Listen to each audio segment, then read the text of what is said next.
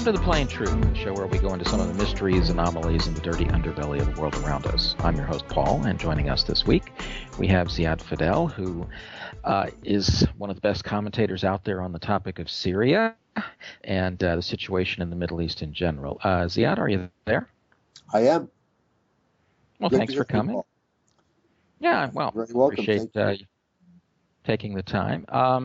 And I enjoy your website, SyrianPerspective.com, and I recommend that our listeners check it out regularly. Where shall we begin? Let's go into, let's say, since we last talked a year ago, things have changed a lot in the last few months.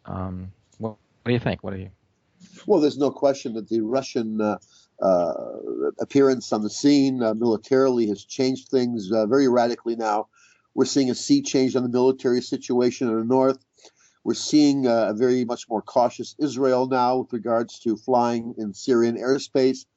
And the United States and its allies in NATO are also extremely cautious. I mean, let's face it, no matter where the U.S. thinks it is, Russia may not be quite or might be lagging far behind economically. But on the standpoint of nuclear power, it all really doesn't make any sense in the end, does it? No, and then I also think that this might be a little controversial, but I think Russia's done a great job of modernizing her military, and they're doing things in a far, far more cost-effective way. And all you need to do is say F-35, and that kind of like ends the discussion because there's like a $1 trillion thrown in the toilet. Yes. Yeah, the Russians have been very adept at really reducing the costs and being more effective in the air and on the ground. One of the interesting things about the American involvement in both Iraq and Syria is that it seems to be half-hearted. I have evidence, for example, of an area just on the Jordanian border in southern Syria to the east of Daraa, where the U.S. has been consistently bombing this territory in which there is nothing but scarabs and tarantulas. And people have noticed that there are these craters. And what's happening is I think that the American pilots that are flying from wherever, whether it's from Turkey or from Qatar or from the various aircraft carriers, are just dropping their loads in this area to make it appear as though they are fighting ISIS, whereas in fact they are not. We have seen time and again videos taken by Iraqi officers on the ground and Iraqi personnel showing American helicopters dropping supplies to ISIS. Have you seen those at all, Paul? A couple. I mean, the discussion I see all the time.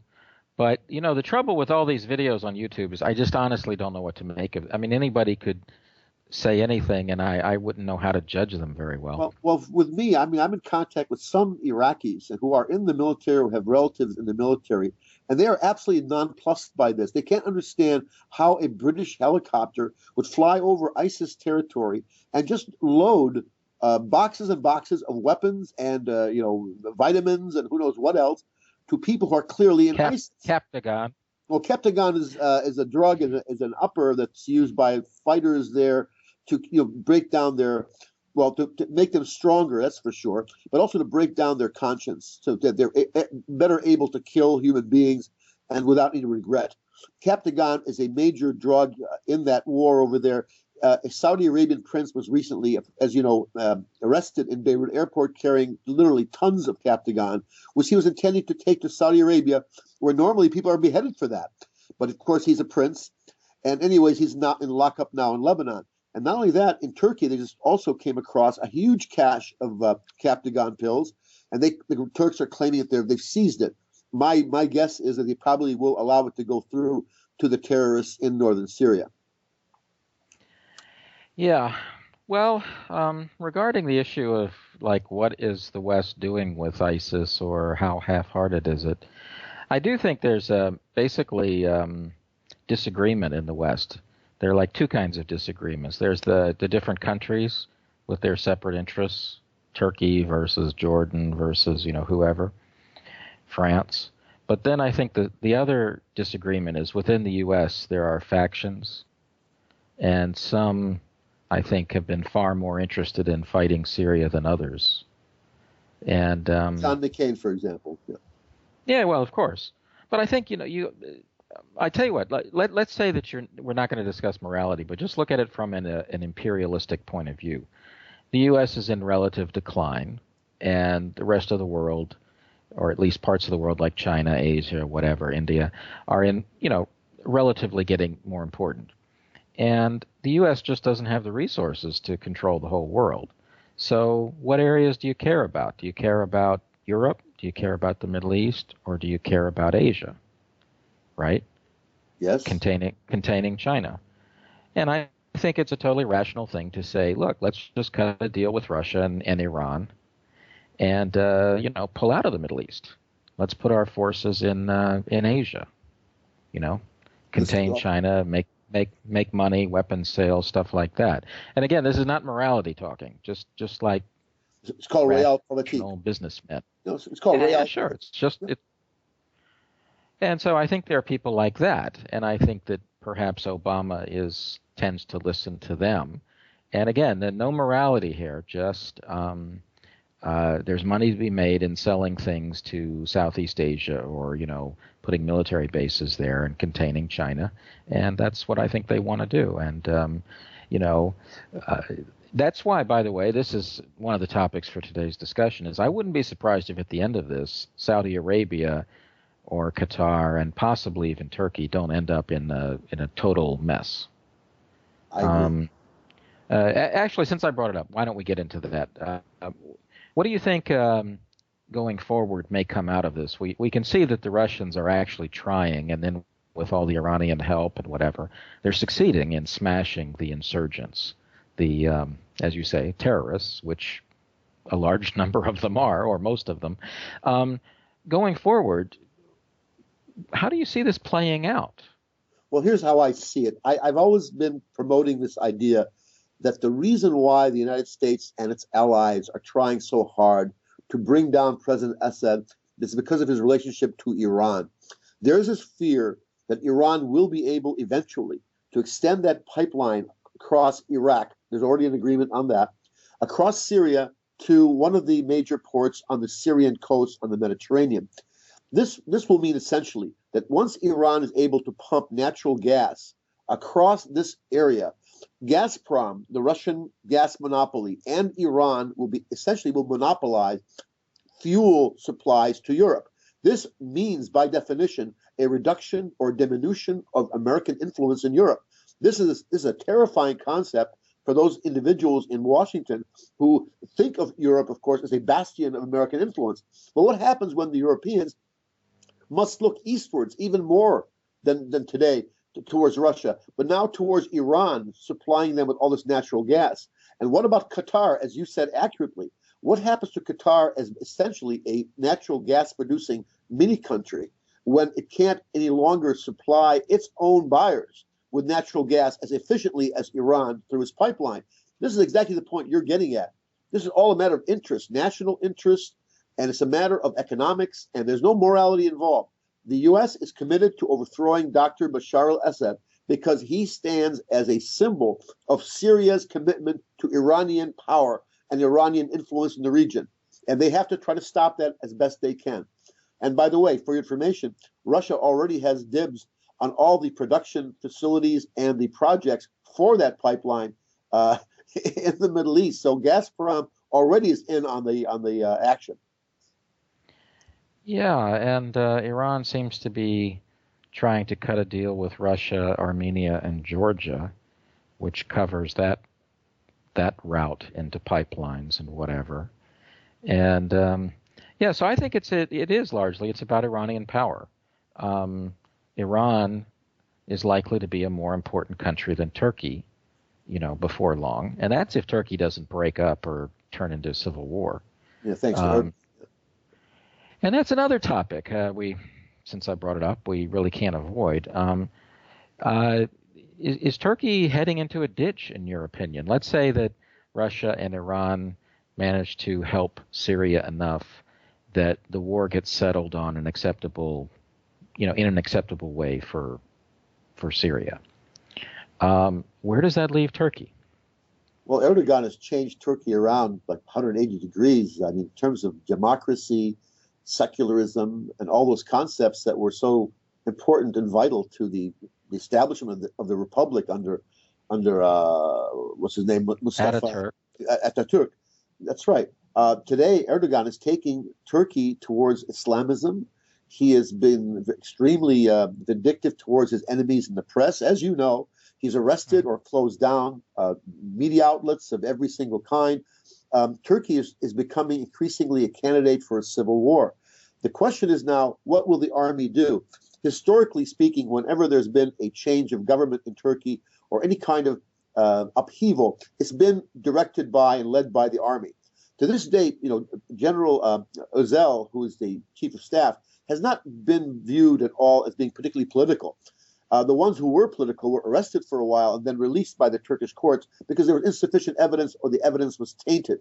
So now you have about 200 plus former Turkish officers who are at large with obviously an axe to grind against Erdogan. The question now, will they be sufficiently influential enough to get the present military structure to take a position against Erdogan, in which case you're going to have upheaval. Yeah, and then maybe there's something left unsaid in that, or maybe you're being optimistic compared to me. The other angle, though, is, I think Putin is visiting Tehran as we speak. I don't know if it's today or tomorrow, but anyway, very very soon he'll be in Tehran, and there's some business deal. The Iranian sanctions are ending and so on, but it's hard to believe that's the real purpose. The real purpose is coming to terms on how to deal with Syria and the aftermath of that. And there are a lot of things that are, not so simple, and Russia and Iran need to be on the same page, more or less, and that would include things like how to deal with the Kurds. But I think part of it is how to deal with Turkey. Anyway, the Gulf states too. Well, like Saudi Arabia and the Houthis and all that. But I guess what I'm trying to say is if Russia and Iran decide that they can't live with the current government of Turkey, then that opens up a lot of possibilities. And you could use people like the PKK, or you could use your own. How about natural gas? Both Iran and Russia send gas to Turkey. These are the major suppliers to that country. What if Russia decides to turn off the spigots, and so does Iran, because they're working on the same page, as you say? Imagine what would happen to Turkey. This winter is coming along now. How would Erdogan survive a catastrophe like that? And Ziad, don't forget, the only other source they get of gas comes through Georgia, through the Kurdish area that the PKK can get to. Well, right. So in other words, now you're talking about, actually, if they really wanted to, they could take out absolutely all of the gas. Yes. And now I'm not saying they'll do that. It's obviously an act of war, but turmoil, and the Kurds have their justification and so on. Look, I don't know what's going to happen, but my point is, Putin going to Iran, I really, really doubt is about business deals. I think it's about geostrategy and what kind of deals that need to be cut both inside Syria, but then more broadly, actually, I think that they don't need to meet over. But what they do need to meet over is what you might call war, and that would be war strategies, both for winning inside Syria, but also how to deal with the Gulf states and how to deal with Turkey. Sure, coordinating policy on that, absolutely. And how about this new conference that's being planned? Which opposition members will the Russians accept, or the Iranians will accept? They have to coordinate that also. There are a million subjects, and I think that when Putin goes to Iran, that means that he's not satisfied with merely talking on the telephone. These are going to be very sensitive talks, and they have to be conducted in a way which will not be leaked out. These are very, very important policy matters. I think Putin wants us to look in their faces, the Iranian faces, and discuss this with them very, very candidly. Well, as I said, we're talking about war. Like if you're going to say, look, we're going to end Saudi Arabia as we know it. Yes. That's not something right now. There's all kind of internal squabbles right now among the so-called royal family. There's this talk about overthrowing King Salman's regime. There's all kinds of stuff, and the war in Yemen, of course, has been a disaster for the Saudi Arabians, financially, morally, in every single way imaginable, and it's causing internal difficulties because half the tribes of Saudi Arabia believe they are of Yemeni descent. So the Saudis are looking at a really serious problem. You're right. I think they're brain dead. I think they've Saudi Arabia might break into three clans first of all. Next, the king may have Alzheimer's. I mean, we could discuss the disaster known as Saudi Arabia for the whole show, but the point though is that Putin, Russia and Iran have to kind of unite on what they're doing, and really the Syrian war is about Iran, and I think Russia, that's what's made it, and of course Russia.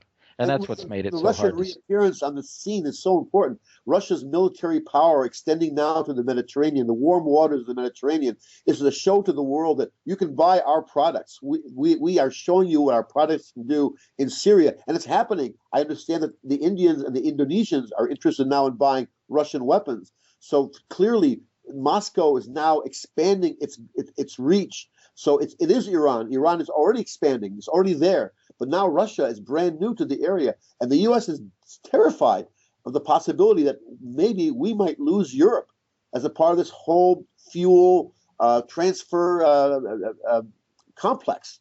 So, yes, the U.S., as you said accurately, is in decline right now. And that's the reason why. Yeah, and I guess we could bring up another issue from that, and that is Europe is really the big loser in a way in this struggle with the U.S. and Russia and China. The coup and the war in the Ukraine, and then all of these struggles over gas and everything, but now the refugees. All of this is really breaking Europe. It's amazing to watch because you sit there and say, I mean, this is ridiculous. The U.S. is trying to woo them by what? By ruining their economy and giving them millions of refugees, and it's not making friends in Europe, is it? We've led them into a cesspool. I mean, the whole American policy of banking on the quick ouster of Assad, and then the rejuvenation of a democratic, pro-American stooge government. All of this was pure, it's a pipe dream. And the Europeans had to fall for it because the U.S. is still very influential there. France may be a little bit different. It is looking very hard at Saudi Arabia as a potential savior for its economy. Hollande, as you know, has a popularity rating of about 12%. Amazingly, he's probably the most unpopular leader of France since Adolf Hitler. And then they do a poll in France by Le Figaro, and they find out that 70% of all Frenchmen believe that President Assad should remain in power. Now, with a percentage like that for Assad and a percentage like that for Hollande, you can imagine the disaster that's coming, appearing very soon when Marine Le Pen takes over the government. You have a right-wing French, basically fascistic government in office. The French are falling apart. The Europeans also are beginning to recognize more and more they've been led astray. They're on a fool's errand. The Germans have recognized this now, and they're looking more and more towards Russia as opposed to the United States. So the U.S. is actually losing Europe on other bases also. Yes, but the problem is the European elite may decide to do something like stage terror events, or right, or I don't know. We could. I don't know. There are a lot of possibilities they have, real or imagined or orchestrated or whatever. Set them up one way or another. But I mean, as we talk, Brussels is in lockdown, right? And we've had these things where they're closing the border of France and stuff like that. I mean, this is pretty unimaginable. Closing the borders. I don't think they actually truly went through with that. I think they kind of like said they'd do it and didn't do it. But maybe people there will have a better idea. I can't follow all of their lies. You can read something in the on the web, and it's you can't trust anything anymore. And I'm not talking like alternative blogs. I'm talking you can't trust the mainstream at all. Well, the mainstream media has been the worst. It's only people like us in the alternative media that have actually sort of garnered a reputation for reliability. It is amazing how many people say exactly that to me whenever I'm sitting down with them, either for a beer or just for lunch. They say that I don't even bother watching public broadcasting or ABC or anything. I have my own sources of information, all the alternative media. You're right. I mean, people don't trust the mainstream media any longer. And what lies are coming out? This massacre in Paris, I believe, happened. Is there going to be another false flag operation similar to it? Have they really closed the borders with all the principles and all the highfalutin talk about Europe being a place for refugees and a haven for those who are suffering? And now they're closing the borders. Really is a mess. Hey, I question while we're on the topic of refugees, the so-called Syrian refugees. What percentage of them do you think are actually from Syria? Probably about 40%, 50%, something like. I'm just giving you a. Yeah, just guess. A total ballpark. I mean, just so we can get some idea. Because all I can tell you is I can tell you this: that the Germans and other European governments have been finding out very regularly that most of the documents that they are collecting from these so-called refugees are forged, or they are stolen. They're actual real documentation from refugees in Turkey who had no choice but to give them up to terrorists. And they are now traveling around Europe and maybe the United States with, forged documents. They're finding more and more of these Syrian refugees who are not Syrian, and they can this they've discovered by simply talking to them. They find out they have accents which are Moroccan or Algerian. It's not easy to put on a Syrian accent. To hide it, yeah, sure. And they just can't get through. So the Germans have caught many of these people so far, and it's pretty frightening to think that they're coming in and some are slipping through the cracks. They are going to networks of terrorists in the continent, and they're aware of it. It's terrifying, and I think it's terrifying here in the United States also, which is why I'm against allowing the Syrians into the United States. And I have a different policy, a different plan for the Syrian refugees. Okay, what is your plan? My plan is they should not be allowed to go anywhere but their native country. Syrian refugees who want to go back to Syria should be put into areas controlled by the Syrian government. The Syrian government has been the only one capable of having institutions, of providing education for citizens. You can read Syrian newspapers every day, and you'll find out that there are vaccinations for children in an area controlled by the government. There are schools, graduation ceremonies, these sort of things. We need to get help financially, of course. The Syrian government does not have the money, the wherewithal to handle all these hundreds of thousands of refugees, but with proper financial help from certain countries which are reliable, we can absorb these refugees in areas in Syria under Syrian government control. So I'm against letting them just simply get a free visa to the United States or any kind of haven in countries which some Syrians might think is advantageous, or that they are in fact terrorists just trying to infiltrate certain societies in order to wreak havoc there. I think the best thing to do is to get them back into Syria. The U.S. will not agree to that. I know the NATO will not agree to that. The Saudi Arabians are vehemently against that because they want to continue to render Syria unstable, and that's the way they're going about doing it. So the Syrians who are the real refugees, let's say, so the 40 or 50% of the so-called Syrian refugees are actually from Syria. What are they made up of? I mean, are they are they more disproportionately against the government in Syria? Are they, like a lot of them were fighting the government and now they want to stop, but they're afraid to? Almost all the refugees that are in Turkey fled Syria because of ISIS or Al Qaeda. There's no question in my mind that not flee because of the Syrian government. In fact, report after report, the Syrian army has been extremely humane in dealing with civilians who carry Syrian documents. Here's what's happening. Look at Lebanon, July 2014, when there was an election for the Syrian president. All Syrians around the world were permitted to vote as long as there was an embassy in the country, which conveniently the United States closed down in Washington, so Syrians could not vote for their choice or vote their choice.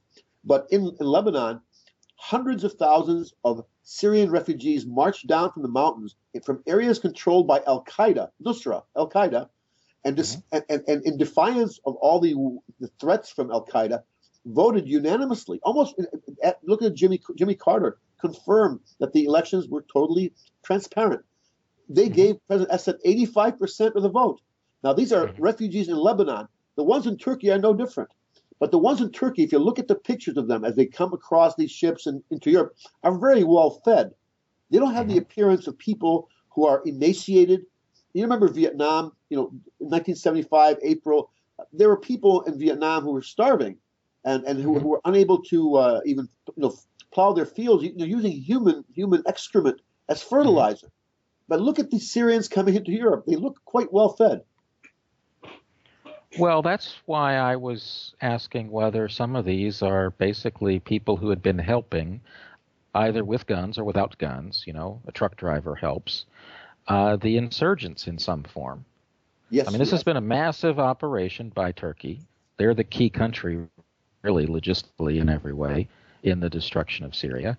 And they put, billions and billions of dollars into it. And so I guess what I'm trying to say is, once somebody makes that decision, however, much we hate it, but once they make a decision, they may feel they don't have an easy way out.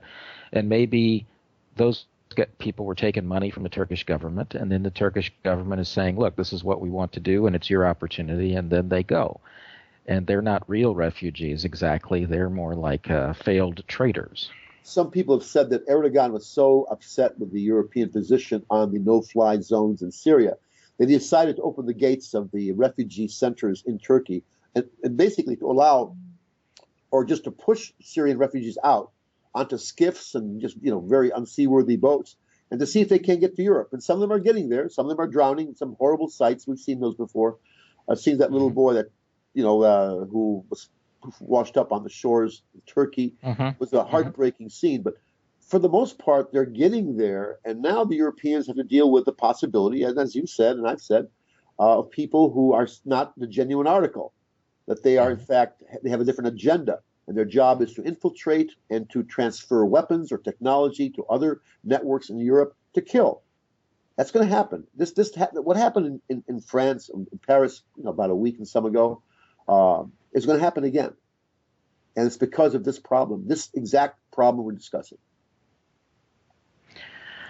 Yeah, and of course, that is why many of us wonder whether this isn't kind of like a ginned-up situation to cause a clampdown in Europe and maybe some takedown of Erdogan or even the Turkish system or Turkish state as we know it.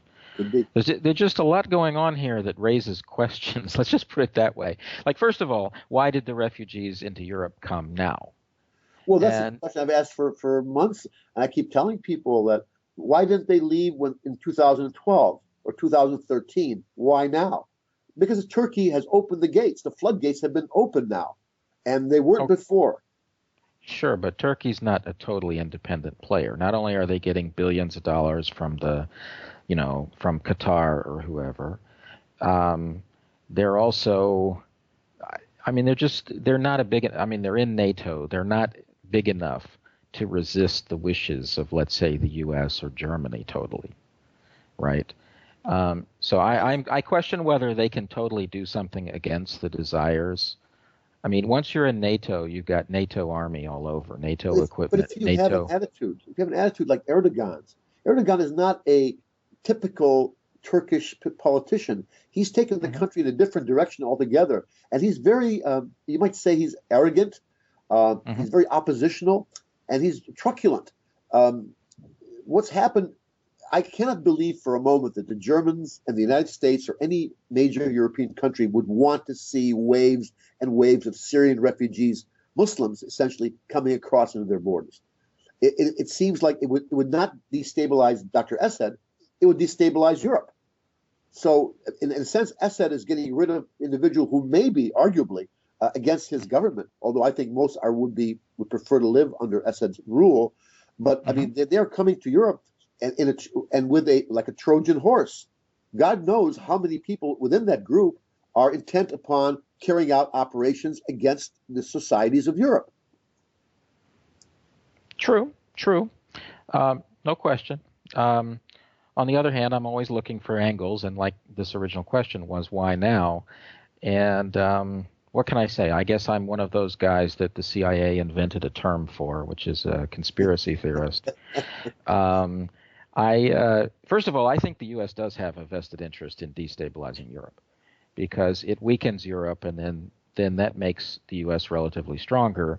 Which And goes to back to our enforce, discussion about the fuel. Yes, yes. right? We don't want to lose influence in Europe, so we weaken Europe in order to make them more reliant upon us, because down the road, this new fuel, this new pipeline, and Gazprom are going to take away our thunder.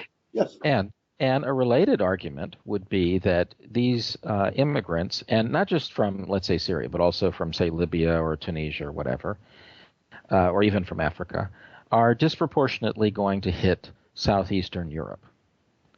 And southeastern Europe is the place where Russia and, in the future, Iran will be most important. That's where pipelines are going to go, and that's a historical region in the Balkans where Russia has had a great deal of influence. Right? You're talking about Serbia and Greece and Bulgaria. And so I'm just trying to say that, just again, throw the morality out the window. Just look at it from a power politics point of view. If the whole Balkans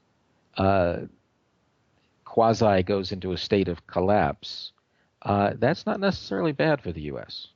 Yeah, I mean, that's an interesting point you're bringing up. I think that the way the Syrian refugees are moving, though, it appears they are more interested as a group in getting to countries where they have greater economic opportunities, and that just means Germany, England, Yes. and France, maybe to some extent Italy, maybe if they can find work in a country like that.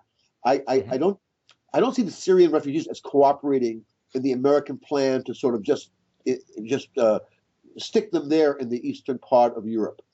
I don't see them as cooperating with that plan. But let's see what happens, how that evolves. But don't forget, like you said, these Syrian refugees, in a sense, are a cover for the 10% who are actually going to be working for the Muslim Brotherhood or Turkey's intelligence, MIT, or whatever. Yes. And so let's say they hang in, in wherever, Hungary, Serbia, wherever, Greece.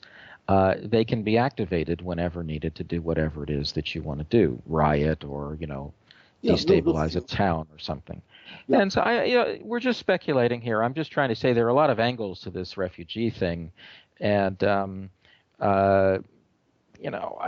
you just have to say, why now? And, has Erdogan got the guts that what you're suggesting? I'm not sure he's got the guts to eat. Because look at a map and say, where are Turkey's friends? Right. Right. Today, the map is nothing like it was 5 years ago when they had everybody's a friend on the block. Remember everybody's a friend in the neighborhood. Today, they have a neighborhood of enemies, essentially. Well, what was the zero problems with our neighbors policy? Zero problems with our neighbors. Another one that Davut Oglu used to constantly parade about with, and it's ridiculous what's happened to that whole concept. Now they have nobody. Well, that's what I'm trying to say is if you've got true hostility with Russia, Iran, Syria. Yeah. I mean, their best friend is Greece. No, I'm just kidding. But I mean, Turkey's in trouble. Armenia well, anyway. Be their best friend. Well, that's a hard one. I'll put that one on the. All right. I'll chew over that one. But okay, so let's go on to a couple of other angles here. One would be, how do you think it's going to settle? Do you think that basically just the insurgents will be destroyed and they'll become some kind of, I don't know if you want to say like Switzerland or something, but the expatriate foreign opposition have no clothes. As you know, they have no influence on the battlefield. The two major groups which are fighting in Syria today are ISIS, obviously. It's a group that involves perhaps up to 100,000 fighters, up to that much. I don't know how many. And we have, of course, Nusra, Al-Qaeda, which is also linked to Jaish al-Fatah, this newly created organization designed to cover up the fact that Al-Qaeda is, in fact, the second major group fighting the Assad government in Syria. They have no influence with those groups at all. They are not invited to attend any meetings. They are viewed as terrorists by the United Nations. You cannot possibly negotiate with them. They won't negotiate with you. So what we have is really a Russian effort to legalize their involvement in the Syrian mess. I think the Russians are playing it very legalistically. They're trying their best to go to the United Nations Charter. They're trying to find avenues for conflict resolution, which makes sense and are peaceful. However, in the long run, I think Lavrov and Putin know very well that you cannot deal with the fighting terrorists in Syria because they have no part at all in the peace process. That should tell you everything. Mm-hmm. Well, okay. So let's say that Russia comes to the conclusion, which most of us have, that at the end of the day, you just have to smash these guys. But still, you have political questions like you've got the internal structure that you want to set up, and you've got the question with the Kurds inside Syria and, of course, in the surrounding countries. What do you think is likely to play out regarding that? The Kurds at the present time are a secondary issue for the Syrian government. The PKK is playing a pretty active and positive role in fighting ISIS. That's interesting, of course, and that's something that is of great importance to the Syrian government. But what the plans are of the Kurds in Rojava, the area of northern Syria, that's what they call it, Rojava. What they want to do with that down the road is something that will be dealt with eventually. Today, the Syrians have more on their plate than they can handle. And one of the things they don't want to have to deal with now is the Kurdish question as far as the effort to establish a new Kurdish state. Well, that makes sense.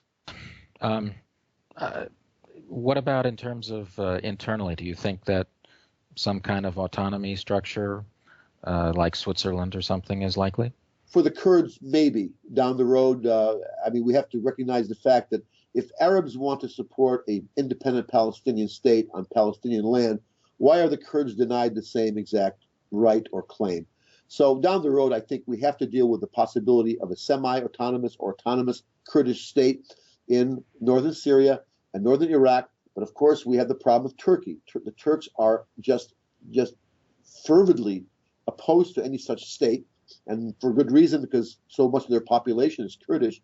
But that will be a problem we have to deal with also down the road when the Turks maybe decide to invade to block the creation of such a state. Do you think that the Turks may actually try to invade? Yes.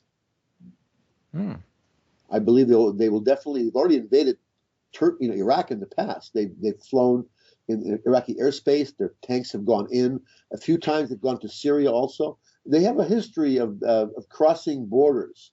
And the Turks are, like the Germans, you have to always worry about someone to get a bee in their bonnet and to start deciding to conquer Europe, things like that. The Turks have a history.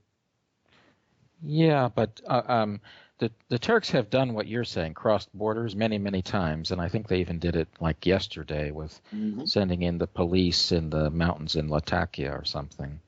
At least I saw that on the internet. I don't know if it's true. I don't know. The police, I have no idea. Well, kind of like military police kind of thing, just to help the Turkmen, maybe in the Turkmen mountains or something. I don't pretend to know the area or the issues. And again, there's the signal to noise ratio of this war is very tough to deal with. So I don't even want to claim that it's true. I just want to say I read it. But the point is they've done it several times. And as you said, they've done it many, many times into Iraq. But I don't consider that a true invasion. I consider an invasion where tanks go in and they stay in. Right. Not where they go in for 36 hours and come back and say, our government is strong. Right. That's more like political posturing. Although, granted, sometimes they kill the PKK or something, but still, I think it's more of a political thing than anything else. I agree with you on that. All I'm trying to say is that I believe that they are strongly against the Kurdish state enough such that they will, in fact, invade the way you're discussing. They will not merely go in for a 36-hour little, jaunt in the woods. They'll actually go in to occupy. I believe that's going to happen. Well, I tell you what, if you're right, then I believe that Putin and Rouhani, I believe that the government and the governments of Russia and Iran have a lot to deal with. Yes, that's true. They do. They know that. That's probably why Putin is over there in Tehran. Because that would put a tremendous problem for them. if Turkey can just say, unilaterally, we're going to do this, and that's what we want to do.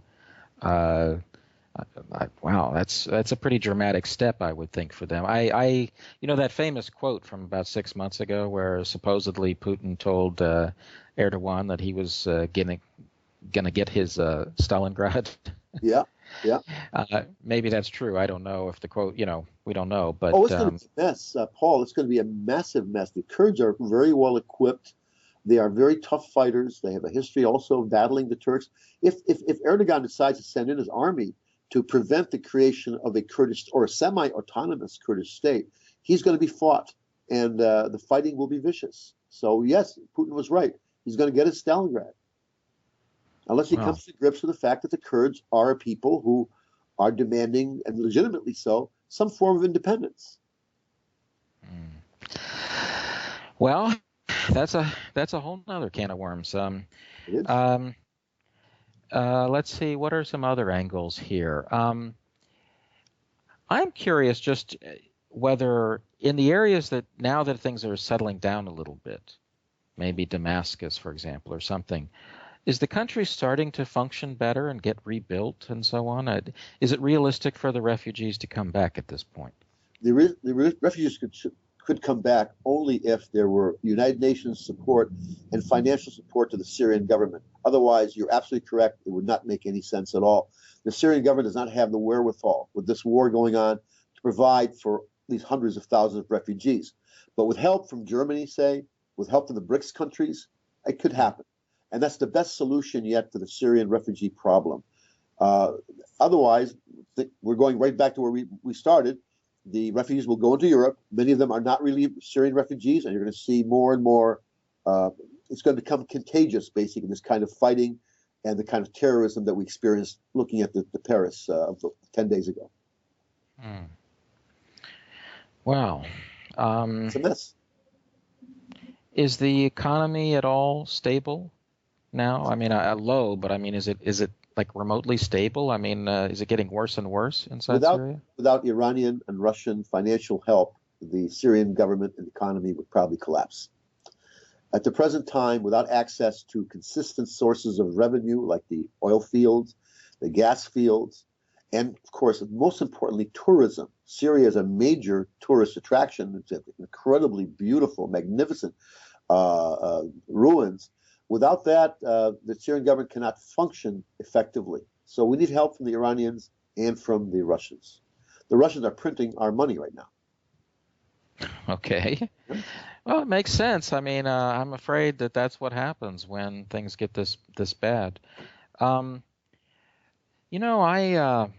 get this feeling, though, that Syria will never really be like it was before.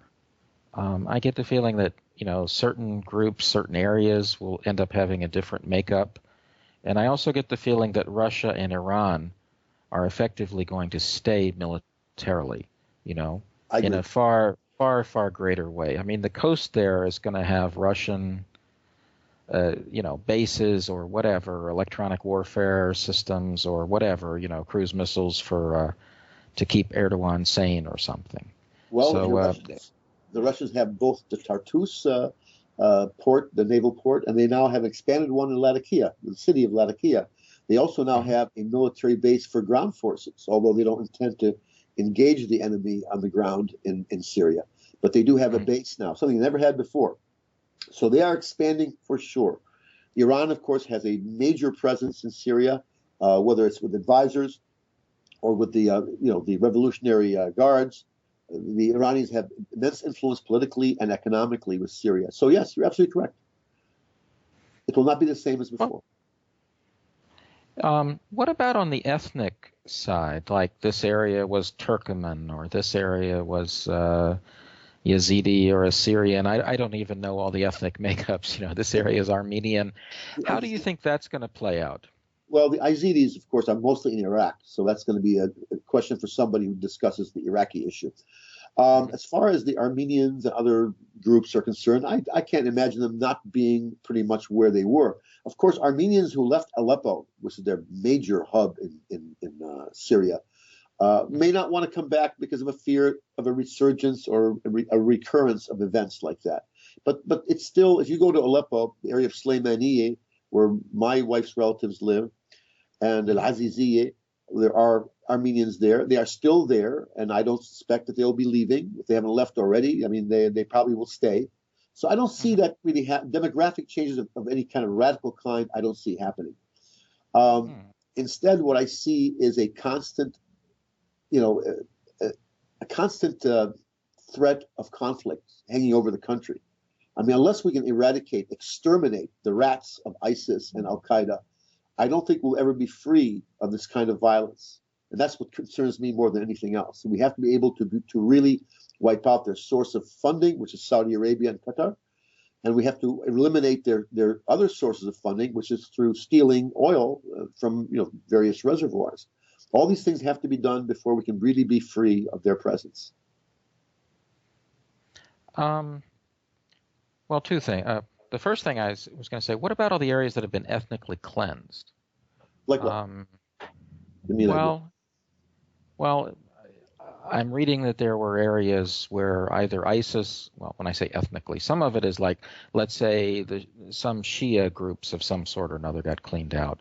Let's say an area is now 100% Kurdish that wasn't before, or let's say all the Shia have been cleaned out, or Armenians or Christians killed, or whatever. Okay. What about that?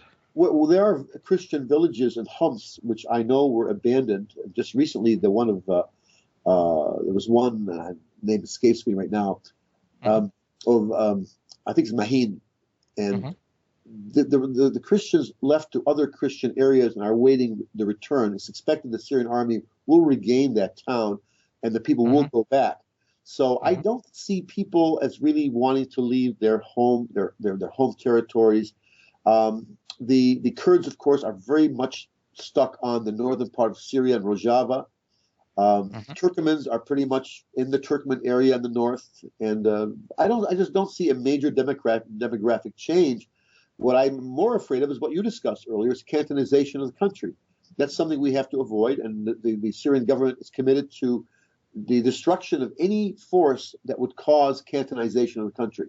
So those who talk about having three different countries, Sunni state, a Shiite state, a Druze state, they're out of their minds. And the Druze is another example of a group very identifiable in the southern part of Syria, which has not been dislodged. And they're still pretty much there in the Sueda area. Oh, well, this is just so messy. I don't pretend to have any of the answers here.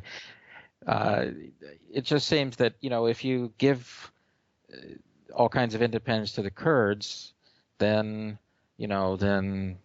why shouldn't the Alawites have it? Or what? You know what I mean? It's just the Druze or whatever. The Alawis don't want any such thing. Alawis are pure Syrians. They've been there for thousands of years.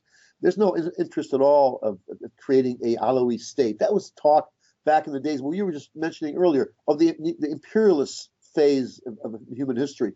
That's when the French and the British were talking about establishing a Maronite state, which became Lebanon, or an Alawite state in the north, or a Druze state in the south. But this sort of thing today, given the Ba'athist character of Syria's politics, the secularism that's so endemic, there's no talk any longer about creating a Druze state or an Alawite state and certainly not a Kurdish state unless it's imposed on us.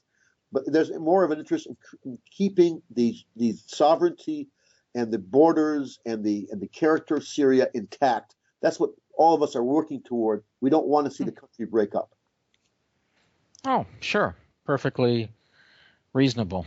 I hope for the best. I'm just wondering, when you start talking about, I don't know what the numbers are, but at least a fourth of the country having to flee their homes, and a lot of places, the whole villages or whatever are destroyed. There is no place to go back to. True. Right? So, and then as you say, all this money is going to be required, but there's a shortage of money in the world these days. I mean, even Russia and Iran have, limited amount of money to try to rebuild the whole country.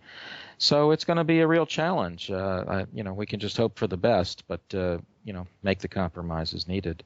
Well, sorry, go ahead. Well, I wanted to move on to one other topic because I don't think we did it quite justice, which is The Gulf states and their involvement in this, and whether they may be kind of like pulling out of this. I mean, for that matter, it's related to the Saudis, but um, do you think the combination of Russia and Iran threatening them is making them get the fear of God?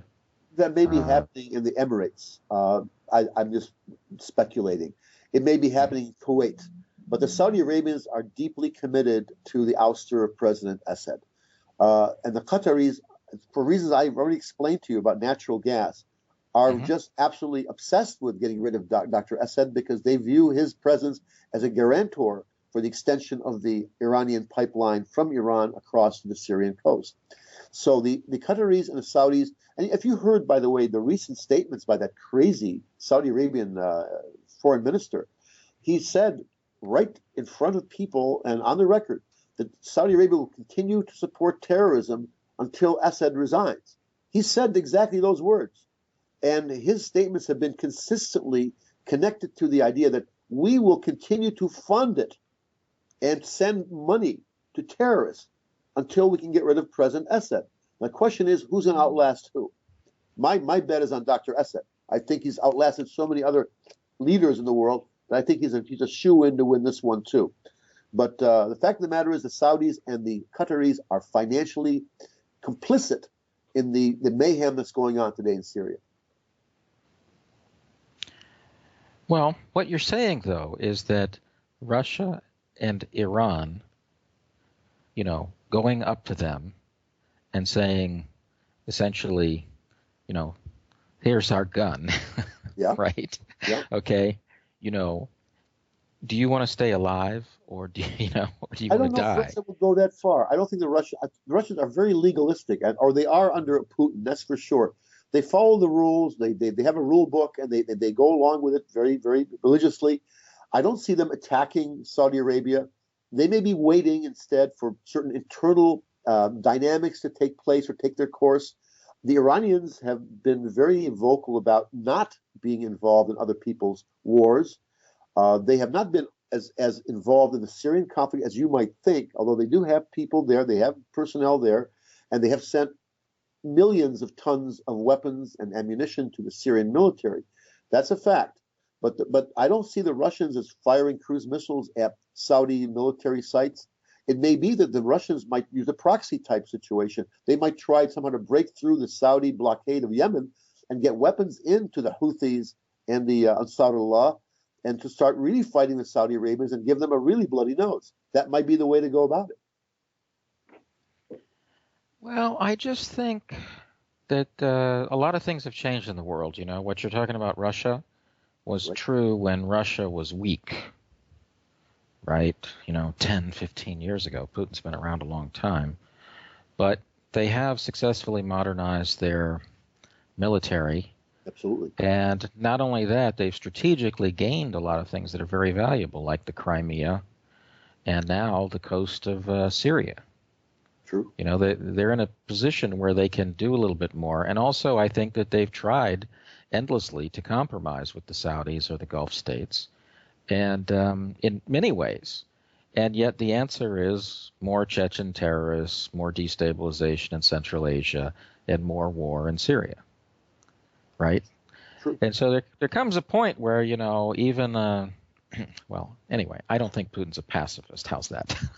Okay. I think at some point, the only difference is they would use a cutout like the Houthis or, Right. Okay. I think someone's. the proxy war type thing, assisting a group that's committed to fighting the Saudis would be the way to go. I don't think that Putin. I think Putin is a very careful man. He's a chess player. He's going to approach this thing very cautiously, and I don't see him opening up different fronts at the same time. He'd rather just take a bite of something that he can swallow rather than try to bite the whole thing and swallow it. I see him as a careful man. So the Saudi Arabians, in my opinion, are already quite weak. They have a very fragile situation there. Putin may Mhm. be waiting and playing on that and letting internal dynamics take their course. But I agree with you that when Bandar bin Sultan went to see Putin before he was ousted himself as the head of the General Security Agency in Arabia, he threatened Putin about the Sochi Olympics, if you remember. He told that, we have control over these terrorists, and I promise you, if you work with us, I'll make sure they don't do anything to you during the Olympics.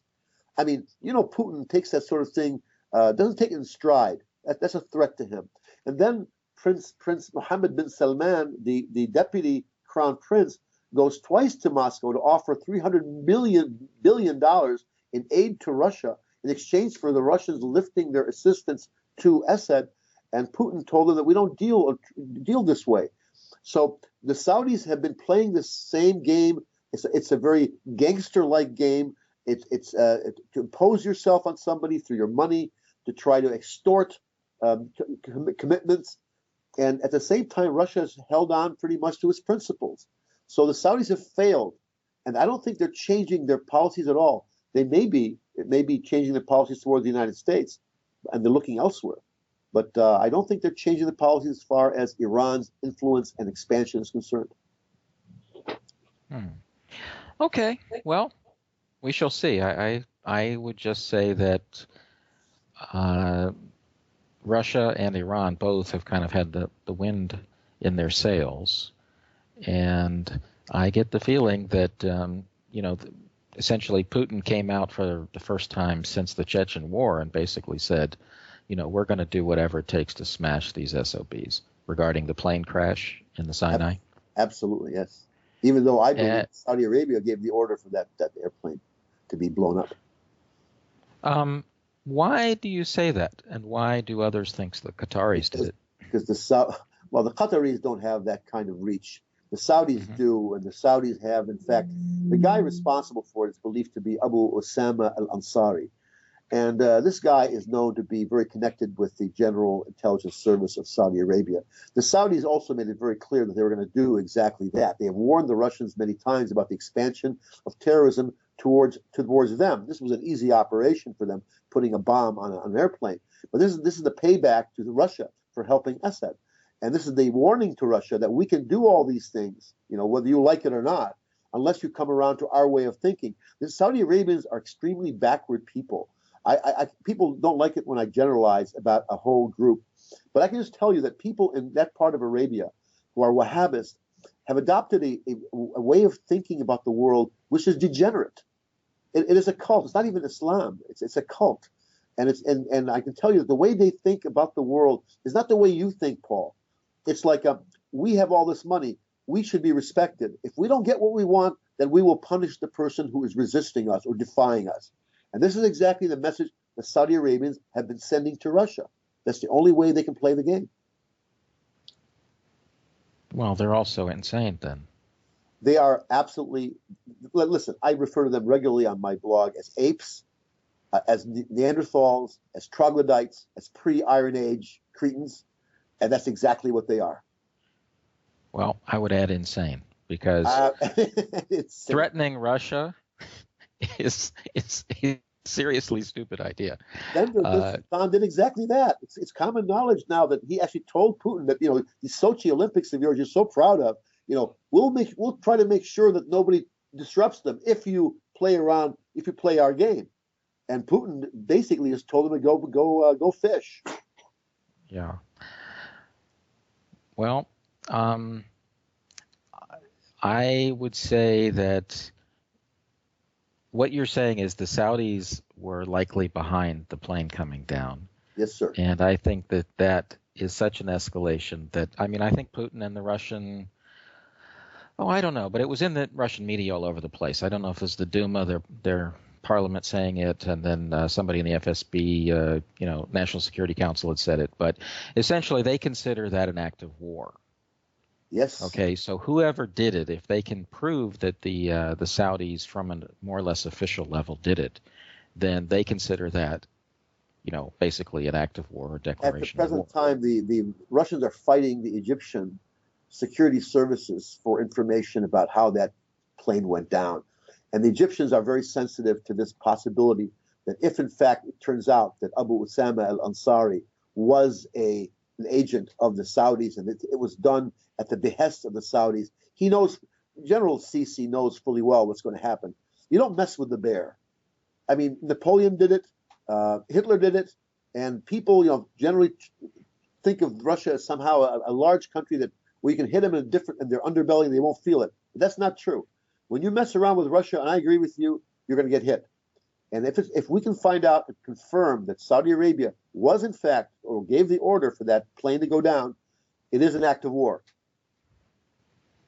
So my bet is, like you said, I think the Russians and Putin are fairly legalistic, and I think that they're going to push for things like a UN, I don't know if you want to call it an indictment, but to put pressure on the governments to force them to release information or allow questioning of the people they think who did it and things like that. And, maybe the U.S. would veto it in the Security Council, but nonetheless, I don't see them backing down. I think they will continue to put pressure, and if need be, let's face it, I think that there'll just be various people who have accidents, and that will be, again, part of the general thing. But I think Saudi Arabia, if they indeed did it, have crossed the line that they will never recover from. Well, my God, they've crossed the line in Syria so openly. For the last 5 years, they have been sending billions upon billions of dollars in salaries and weapon systems to people who you and I consider to be the worst kinds of terrorists, to groups which are considered by the UN or on the list of being terrorists. They've been crossing the red line consistently, and they have done it openly. It doesn't surprise me one bit that they would eventually be desperate enough to want to send a message to Putin. You have not been listening to us. We've tried to cajole you. We've tried to bribe you. We've given you every single possible threat imaginable, and now you pushed us to this point. And that's, I think, is what's happening in Saudi Arabia. And they do have a king who has Alzheimer's. He's a real work in progress. And I think that his son, who's very young, probably gave that order. It's my guess. Okay, well, one last topic I'm curious about is, how long do you think the war from this point on is likely to take? I mean, reading your website, your blog, it looks like tremendous progress has been made since Russia has started. Yes. Any general feeling for what areas are likely to be more or less cleaned, so to speak? Certainly we are cleaning up the South Aleppo area. That's being cleaned up very effectively. We have very, very effective in cleaning up the northeast Latakia area. It's now they're holding on. The terrorists are holding on by their fingernails. It's just a matter of a very short time before they'll break. But of course, Turkey consistently gives them aid, logistical and otherwise, and they may last a little bit longer. This war any military man will probably tell you that you can't really predict when a conflict like this will end. It's an insurgency. They're very difficult. With Russia involved now, their aircraft flying, with Iran now sending more advisors over and more weapon systems, maybe it will be a year to 2 years to 3. It may end in 6 months. But the question is this: who will stop the funding? These mercenary terrorists are being paid to fight. They expect to have a salary. And if the Saudi Arabians can be either forced or convinced to stop sending money, the war will be over that much sooner. Well, and that's why my general bet is that while the Russians would rather not, and I think also the Iranians would rather not, I think that they will eventually have to come down to force. Okay. With the Turks and the Saudis and whoever. It's an interesting position, and it's a logical position. But I'm just wondering whether the people are adventurous enough to want to go to war over Syria, and whether there are other maybe alternatives to that. But yes, you're right. It may come down. Well, in the case of Saudi Arabia, you just give good weapons and food and whatever advisors and satellite images and whatever it is you need to the Houthis, and they.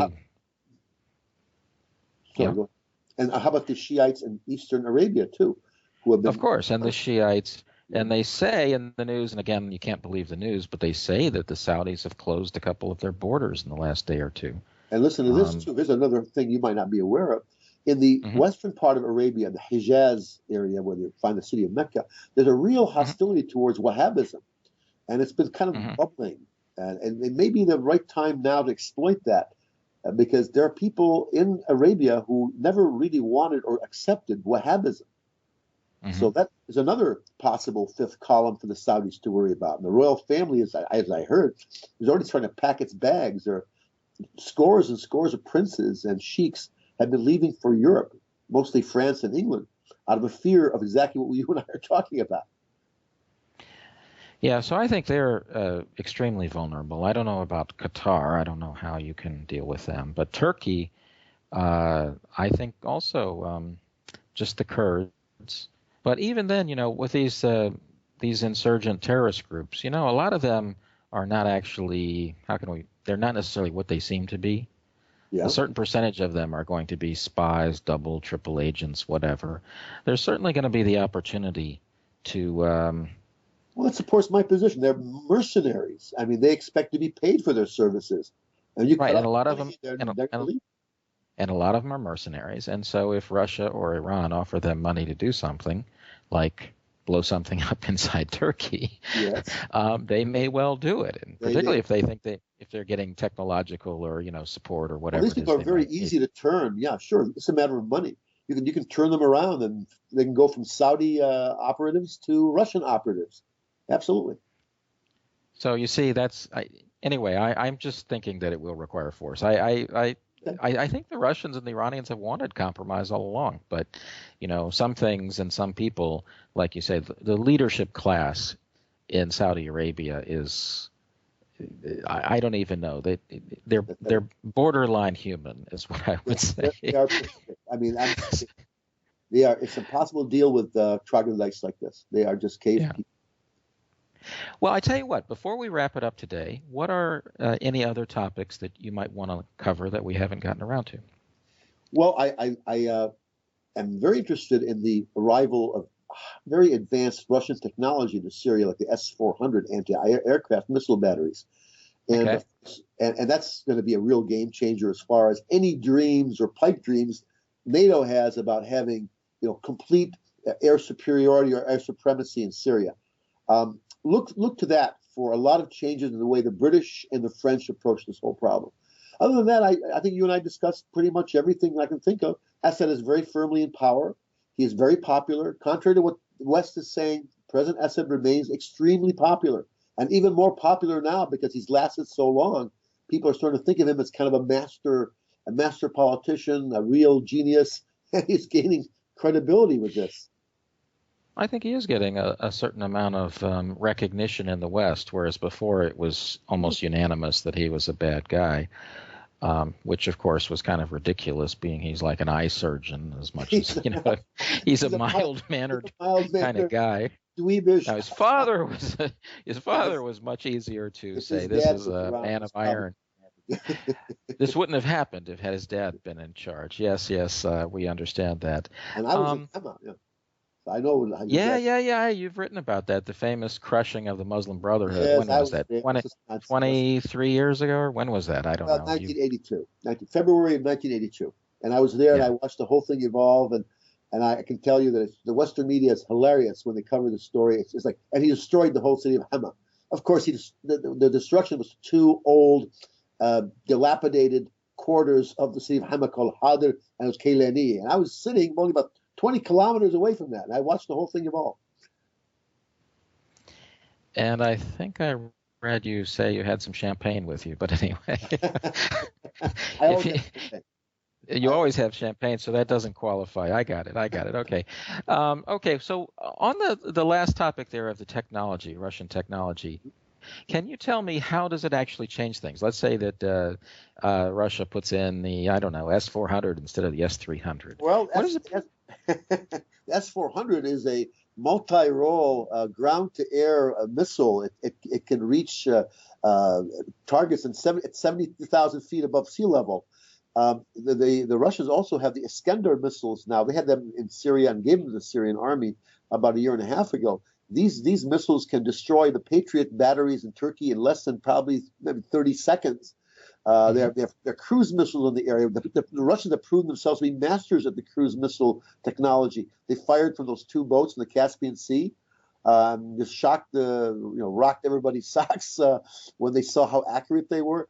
the Russians have established an air base in Khmeimim, which is actually the Basil Assad International Airport in Latakia. They're flying these absolutely magnificent, newly designed Sukhoi bombers, which are produced, I'm just saying, extremely accurate laser-guided rockets, destroying the heck out of Al-Qaeda and ISIS. What this tells the world is, if you think that Syrian airspace is your domain, you are wrong. You have to deal with us. And the Russians are proving that they are able to knock down F-16s and British the Typhoons and all the Rafales of France. They can't just simply fly. Russia has changed the game. Well, okay. So basically, what you're saying is that I don't want to call it a no-fly zone, but the Russians have kind of upped the ante to the point where the West can't really fly over there. Can't maneuver. They cannot maneuver. Yeah. No, that makes sense. But I think that in addition to that, the Russians have brought in all kinds of other great technology, whether it's thermobaric artillery, or the list goes on. Because let's face it, like you were saying, they're getting weapon sales out of this. This is a PR and campaign and a test run for all of their weapons. Sure. And even now that they're doing all this strategic bombing, coming from all the way across Siberia and stuff like that, all of this is like testing weapons and they're getting experience. And getting experience, and then they can cut out their drills, and they do lots of drills in Russia, and save money on that. So in a sense, it's not as expensive as it might seem for them to be doing all this, because this is like the best test you can ever have. And look at those naval exercises constantly going on off the coast of Syria. I mean, they're getting a lot of experience. And like the Field Marshal Timoshenko said in World War II, he says, train hard, fight easy. And the Russians do train hard. You're right. Yeah, and so I think that's another angle to this, they're definitely bringing in all that technology, and one other thing is all the bombs, any of the older stuff, they've got unlimited amounts of stuff from the Soviet period. Oh yes. You know what I mean? They've got enough to last through World War III. Yes, they're not at a loss for ordnance. No. There is no question about that. Even normal things like grads and stuff like that. It's just a question of shipping them and getting them where you need them. They've got so much stuff they don't know what to do with it. So I think clearly they've totally changed the game around, and I think you can see that, and we can see it on your blog, by the way. Why don't you tell the listeners before we close about your blog and URL and so on. I chronicle the war in Syria on almost a daily basis. Sometimes I miss a day or two if I go up hunting or I have to be in court or something like that. But every day I try my best to get all the news. I get it directly from Syria. I have good sources there, and I just basically at www.syrianperspective.com. You can read about various areas, what's happening militarily. It's a very pro-Assad blog. I'm not going to deny that. But, you can always get a taste of other things, too, by going elsewhere. Yeah, I think it's a great info source. I mean, where else can we get any info at all? Yeah. I mean, a certain amount from Russia, but, and Iranian news. But I do my best to get it as accurately as I can get it, and I don't give any kind of credit to the enemy. Yes, we understand. Okay, well, Ziad, thanks so much for coming. We appreciate it. Okay, take care. Till next time. Bye-bye. Okay, folks, it's a wrap.